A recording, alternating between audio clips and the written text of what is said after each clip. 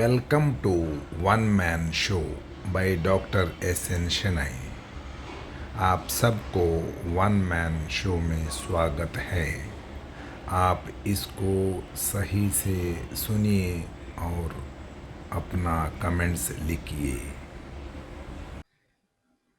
देखो, thank you very much and good morning to all.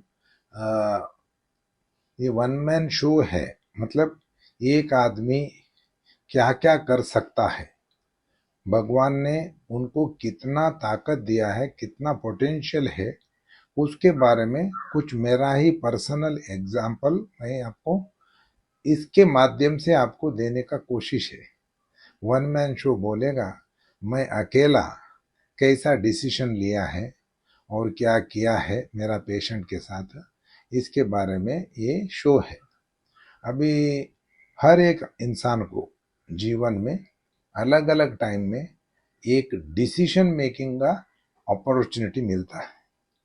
अभी आप देखेगा, जब भी दो देश के बीच में जंग वार होता है, उस समय सडनली अगर एनिमी आके गोली चलाने को कोशिश करता है या टेररिस्ट अटैक करता है, उस समय सोल्जर के पास बहुत कम टाइम रहता है, सेकंड्स में उसको तुरंत डिसीजन लेना है, ऑपोजिट एनिमी को कैसे मारना है।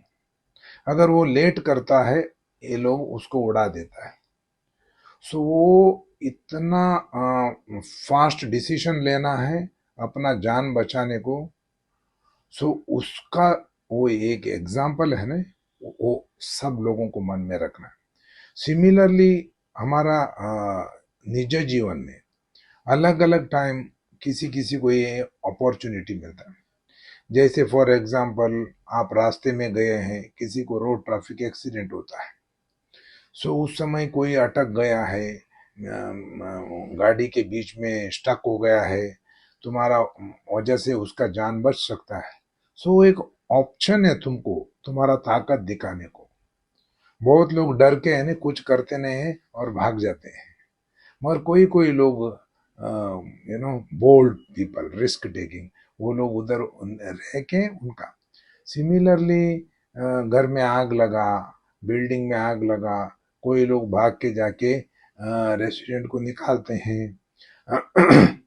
कभी कभी सडनली फ्लैश फ्लड आता है, लोग जाते हैं रिक्रिएशन को, फिर उधर अटक जाता है, जान जाते हैं, आपने देखा है। या कभी कभी हिमाचल प्रदेश में, शिमला में या उत्तराखंड में जाता है, उधर इन्हें लैंडस्लाइड होता है और क्लाउड स्टॉर्म होता है।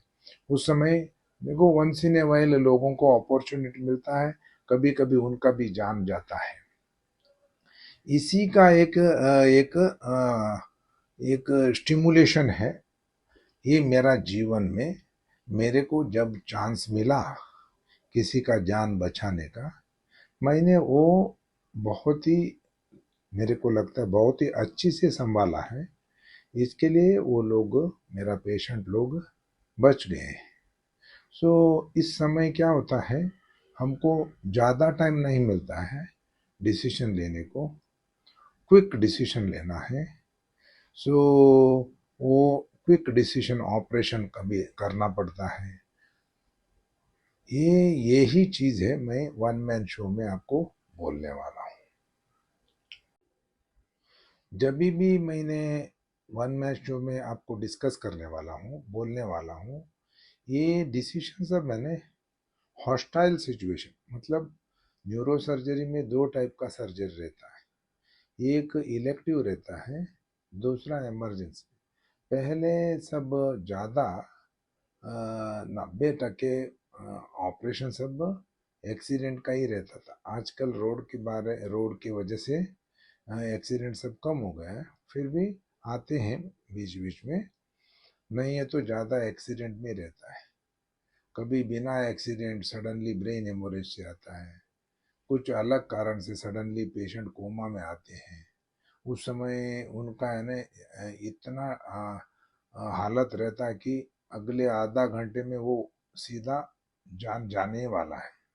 एक क्रिटिकल पीरियड में आपको इमीडिएटली डिसीजन लेना है। मतलब उस समय स्थिति सब बराबर नहीं रहता है। आप रहता है, आपका साथ क्रिटिकल पेशेंट रहता है, हॉस्पिटल प्रिपेयर नहीं रहता है, अनस्थेटिस्ट अवेलेबल नहीं रहता है, OT may be there, OT may not be there हो। जिधर जिस हॉस्पिटल में आपने देखा है पेशेंट में, उधर न्यूरो सर्जरी होता है नहीं है किसी को भी मालूम नहीं। सुबह का ड्यूटी वाला गया है, रात में मिडनाइट में कॉल मिलता है। अगर एक्सीडेंट होता है, दूसरा कुछ उनको तकलीफ है, पेट में चोट है क्या, छाती में चोट है क्या, इसके पूरा डिटेल मालूम नहीं पड़ता। सिर्फ रहता है पेशेंट बेहोश है, कोमा में है, आंखें का पुतली बड़ा हो गया है और अभी कुछ नहीं करेगा तो मरेगा।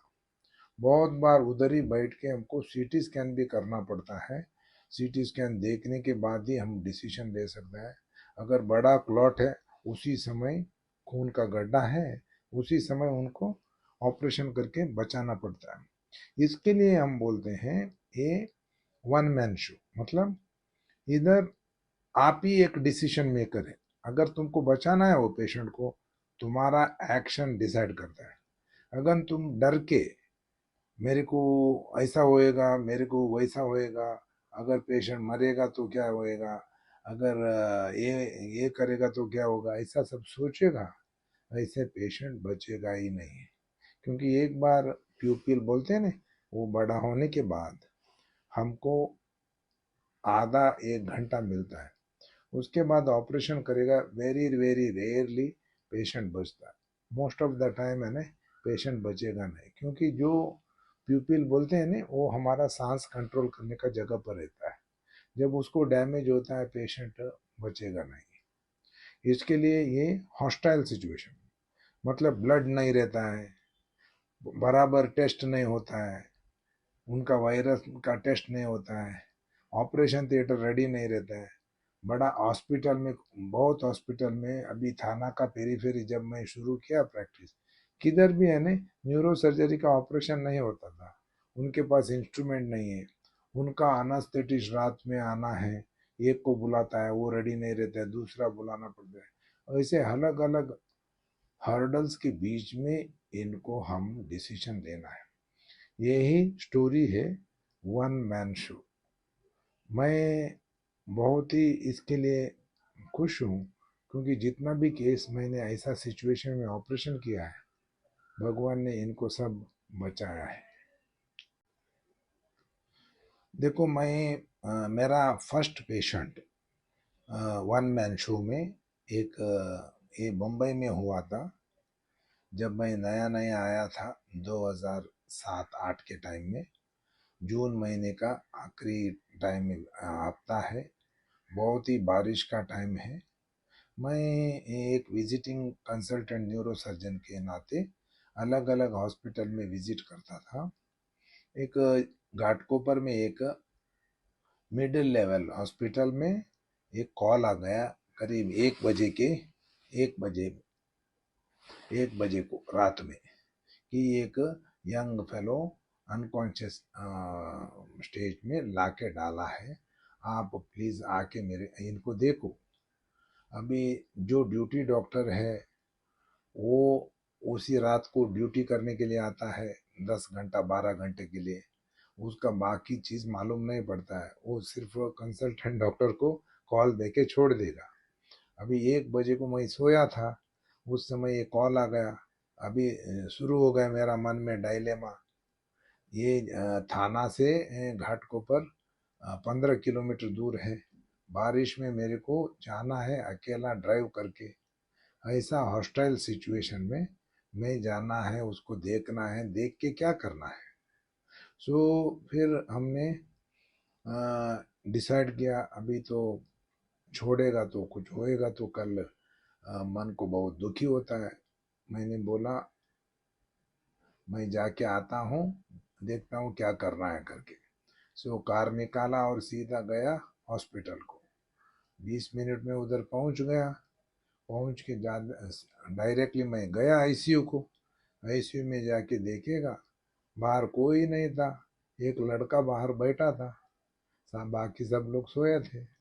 और जब मैं अंदर गया आईसीयू में, ये पेशेंट को वेंटिलेटर में था वो, बाहर से कुछ खून वगैरह नहीं देखा। सो मैंने आरएमओ को पूछा इनको क्या हो गया, कोई अननोन पर्सन ने लाके डाला है। सो इनका सीटी स्कैन भी है, पेशेंट को बड़ा क्लॉट है। सो ये है सर।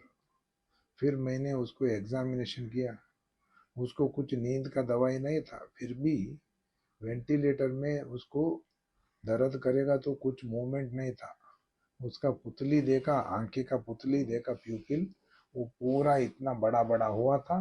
सो डायरेक्टली 5 से 6 मिलीमीटर। फिर हमको मालूम पड़ा ये तो अभी बचने वाला नहीं है।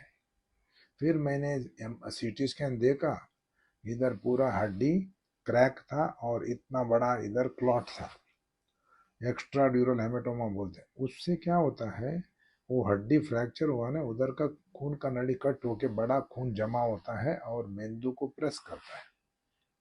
ये मेंदू को प्रेस करने के समय मेंदू पूरा दब जाता है, मेंदू बहुत ही नरम रहता है, उसको काम करने को नहीं होता है, पेशेंट बेहोश हो जाता है।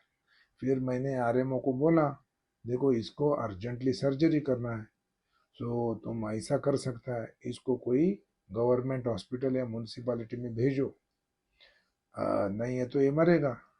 अभी कोई भी म्यूनसिपालिटी में रात में एम्बुलेंस मंगा के लाना है, फिर उधर भेजना है, मोस्ट ऑफ द हॉस्पिटल में बेड नहीं मिलेगा। और जिसके पास कोई पूछताछ करने वाला कोई नहीं है रिलेटिव, उनको तो हालत बहुत ही खराब है। हमने बहुत ही एक्सपीरियंस लिया है इसके बारे में। सो फिर मैंने सोचा अरे यार इसको ऐसे रखेगा तो गया। वो बाहर कोई रिलेटिव है, कोई रिलेटिव नहीं है, बाहर वो लड़का बैठा था। मैंने उसको बुला के पूछा बेटे तू इसका कौन है? बोलता मैं तो नया नया बिहार से आया हूँ, मेरे को कुछ मालूम नहीं इनके बारे में, इन्होंने मेरे को बुलाया था, इधर काम है प्लाईवुड और वो टाइल्स उठाना का, उसी के लिए आया। मैं तो 1 हफ्ता ही हो गया, अभी ये ऐसा हुआ है, इसको क्या हो गया, कुछ तो सिर के ऊपर गिर गया, थोड़ा देर में बेहोश हो गया, उतना ही मेरे को मालूम है। फिर इसको तो ऑपरेशन करना है बेटे। सो मेरे को कुछ मालूम नहीं है सर, मेरे पास पैसा भी नहीं है, कोई नहीं है कि मैं किसी को जानता भी नहीं, मैं सिर्फ इनको ही जानता था। सो ऐसा स्थिति में हॉस्पिटल तो प्राइवेट हॉस्पिटल है किसी दूसरे का, उधर मैं गया हूँ, अभी मैं अटक गया। देखो वन मैन शो बोलेगा तो इसको बोलते हैं। तुम क्या कर सकता है इस स्थिति में? पेशेंट यंग है, लेबरर है, बिहार से आया है, कोमा में है, पुतली बड़ा है, आगे कुछ ही समय में ये इसका जान जाने वाला है, इसको अर्जेंट अल्ट्रा अर्जेंट सर्जरी करना है और पैसा कुछ नहीं है।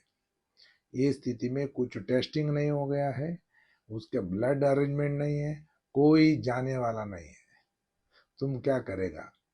एज ए कंसल्टेंट मैं लिख के जा सकता है कि इसको ऐसा ऐसा है, अर्जेंट सर्जरी लगेगा, और मैं बोल के जा सकता हूँ घर को, उसके ऊपर मैं कुछ नहीं कर सकता हूँ, करेक्ट।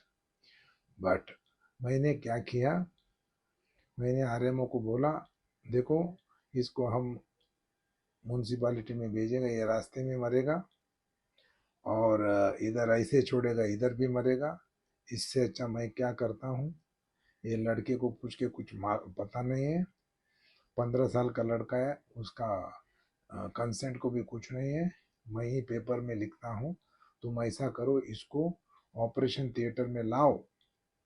फिर मैं नीचे जाके कार में मेरा इंस्ट्रूमेंट था और उसको है ना स्पिरिट से स्टेरिलियम से क्लीन किया और हेड शेविंग करके उसका,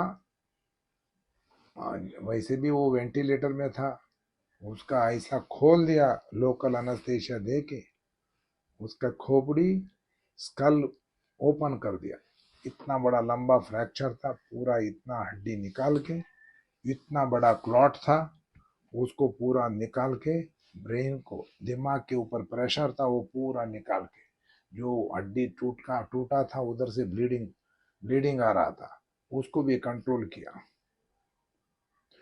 पूरा अच्छी तरह कंट्रोल होने के बाद ऑपरेशन खत्म कर दिया।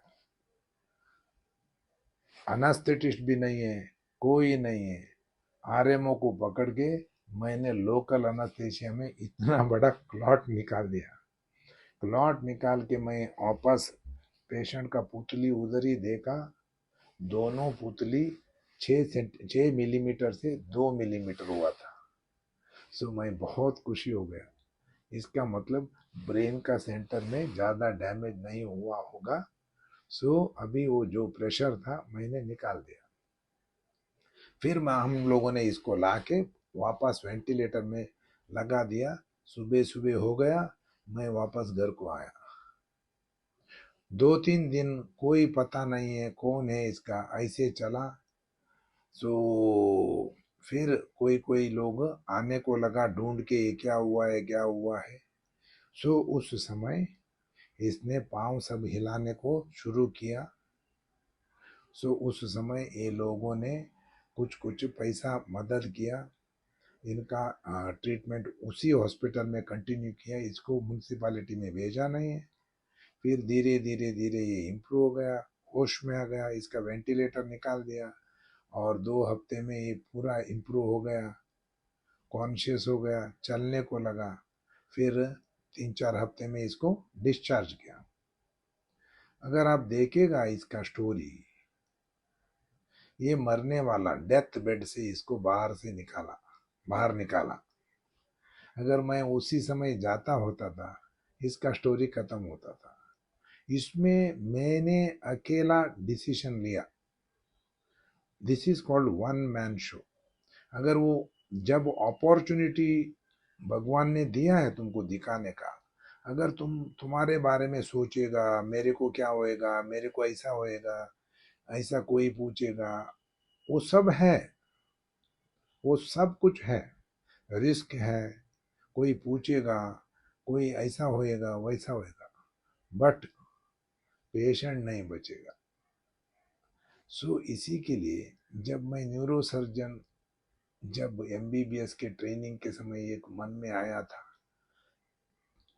मैं ये लोगों को कभी बचा सकता है क्या, उसका आंसर मिला मेरे को। यस, मैं बचा सकता हूँ। सो मैंने इसको बचाया।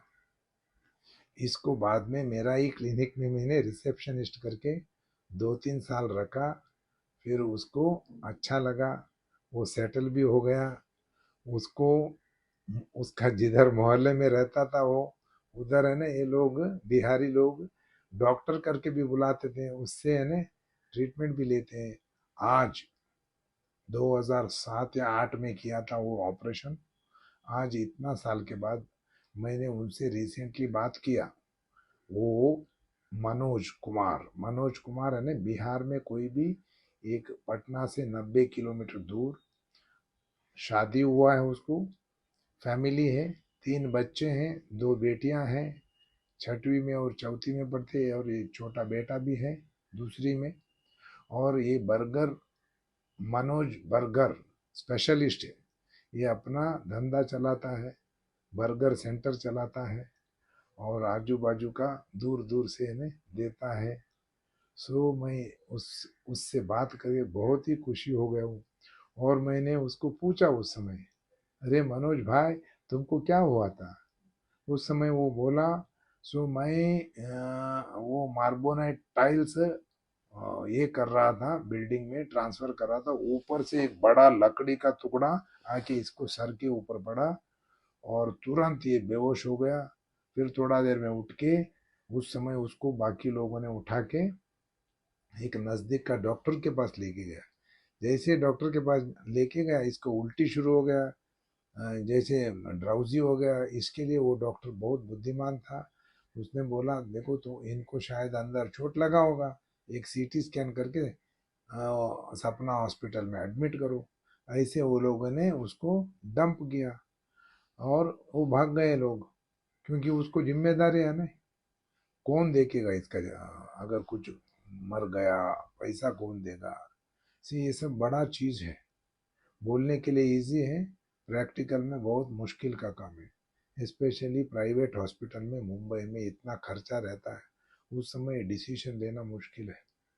और उसका साथ बात करके मेरे को दिल का तसल्ली हो गया।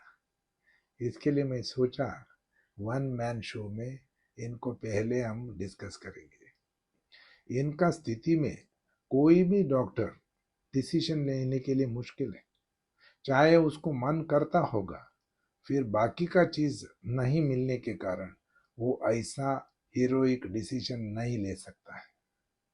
ये डिसीजन लेना है तो कुछ कुछ विचार डॉक्टर के पास पहले से रहना है, वो कॉन्फिडेंट रहना है, वो इतना नॉलेजेबल रहना है कि कुछ भी होता है तो उसको कैसे हैंडल कर सकता है। मतलब क्योंकि इसके साथ ब्लड नहीं है, इसके साथ रिलेटिव नहीं है, इसके साथ कंसेंट नहीं है। अगर ये उस स्थिति में मर जाता है, कल लोग सब पूछते हैं आपको किसने बोला इसको ऑपरेशन करने को? नहीं नहीं नहीं, इसको बड़ा क्लॉट था, मैंने सोचा इसको, मगर लॉ बोलेगा नहीं। इसके लिए ये वन मैन शो में रिस्क रहता है, बट जो रिस्क लिया है मैंने, उसके लिए मेरे को बड़ा गिफ्ट भी मिल गया है, मनोज भाई का जान। Thank you very much. अभी ये पेशेंट आपको मालूम भी नहीं पड़ेगा पहले इनको इतना तकलीफ हुआ तक, परफेक्टली नॉर्मल है, अपना जीवन चला रहा है। जब भी तू इधर था ना, तुमको एक्सीडेंट हुआ था ना, चोट लगा था, तू क्या काम करता था इधर? सर इधर जिस समय एक्सीडेंट किया था सर, उस समय हम मार्बल सीट का लोडिंग अनलोडिंग करते थे। हाँ, फिर कैसे लगा तुमको मार? मार सर लगा था वो हीरा नंदिनी में जो है नया हाँ। बिल्डिंग बन रहा था, वहाँ माल खाली करने के लिए गए थे। हाँ। तो माल खाली हो गया था, हम ढाला के पास जो है बैक साइड में खड़े थे, तो ऊपर से लकड़ी का टुकड़ा सिर पर गिर गया था। बाप रे, किसने डाला? रात में हुआ था वो? शाम को लगा था। शाम को? फिर तो 8-7 बजे करीब लगा था। फिर तू तो बेहोश हो गया तुरंत? हाँ, उतना याद है सर कि हमको सिर पर लगा, हम गिर गए। और हीरानंदिनी में एक क्लिनिक कोई खोली हुई थी, उसके यहाँ गया था, तो सुई लगाया। उन्होंने कहा कि अगर उल्टी आएगा तो इसको तुरंत जो है हॉस्पिटल ले जाना है। तो उल्टी आ गया, उसी वक्त आ गया। फिर तू उसके बाद याद नहीं। तुम उधर चल के गया था क्लिनिक में? हाँ, क्लिनिक में पकड़ के लेके गया था। हाँ। खून आ रहा था बाहर? खून नहीं आया था सर बाहर, अंदर का अंदर ही मार लगा? अंदर का अंदर। उसके बाद तो आप ही को मालूम है सर। अभी ये आदमी का शादी भी हो गया, 3 बच्चे भी है, और बड़ा बर्गर का दुकान भी चला के अपना जीवन चला रहा है बिहार में। कितने बजे को शुरू होता है ये सर? हम 11:30 बजे दिन में आते हैं, उसका बनाते उनाते जो है ना 12 बज जाता है। ओके। 12 बजे से काम स्टार्ट हो जाता है। हाँ।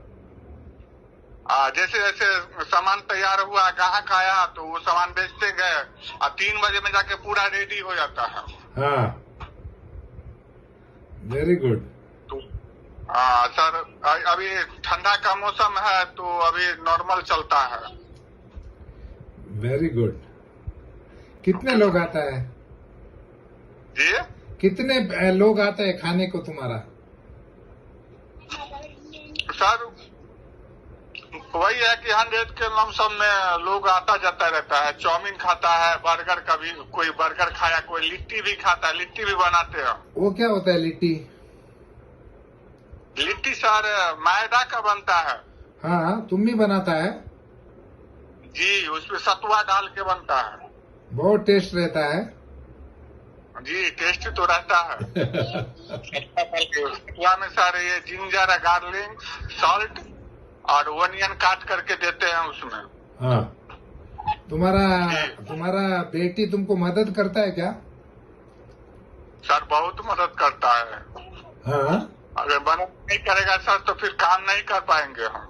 हाँ, मदद नहीं करेगी ना तो काम नहीं कर पाते हैं। हाँ जी पूरा फैमिली आती है यहाँ। हाँ, जी सब मिलके करते हैं। हाँ वो लोग तैयार कर देते हैं तो रात में बच्चे सबको नहीं भी आया, स्कूल चला गया या कुछ कर लिया, ये तबीयत गड़बड़ रहा तो अकेले काम कर लिए, लेकिन रेडी रहेगा तो ना। एक दिन में कितना रुपए का धंधा होता है? धंधा सर 1000 से लेके 4000 के बीच में होता है। Very good. बाहर का लोग भी आके खाता है क्या तुम्हारा? सर हम 4-5 किलोमीटर में उत्तर, पूरा पश्चिम, दक्षिण का सर हम मास्टर है। हाँ जी तुम्हारा नाम मतलब हाँ, जो ही सामान बनाते हैं सर तो थोड़ा अच्छा बनाते हैं। तुम्हारा नाम फेमस हो गया उधर। हाँ सर नाम फेमस है, मनोज बर्गर वाला, मंचूरियन वाला, ये नाम से लोग जानता है। हाँ, जी तुम एक बोर्ड लगाना है उधर। सर बोर्ड नहीं लगा हुआ, ऐसे ही नाम चलता है सर मेरा। Very good. बहुत नाम अच्छा लगता है क्या बम्बई? सर हमको जितना स्टेट घूमे है ना सबसे बढ़िया लगा हमको बॉम्बे। हाँ दिल्ली घूमे सर, पंजाब घूमे, लुधियाना में थे, और कर्नाटक। साउथ में सर मणिपाल गए थे। हाँ उससे भी अच्छा हमको बॉम्बे लगा, इसलिए बॉम्बे लगा कि हमको रात दिन बराबर दिखने को मिला। हाँ। अगर आपको अच्छा लगा है ये एपिसोड, आप इसको सब्सक्राइब करिए और आपका दोस्त लोगों को फॉरवर्ड करिए, क्योंकि आगे आने वाला एपिसोड आपको जल्दी मिलेगा। Thank you very much.